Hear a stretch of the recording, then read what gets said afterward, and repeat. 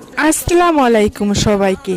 আপনারা কি সহজলভ্যর মধ্যে একদম রিজনেবল প্রাইজের মধ্যে কোনো ক্যান্ডেল খুঁজছেন? তাহলে হতে পারে এই ডেইজিগুলো আপনাদের জন্য বেস্ট একটা ক্যান্ডেল। দেখতে যেমন কিউট তেমন সহজলভ্য এবং কালারফুল।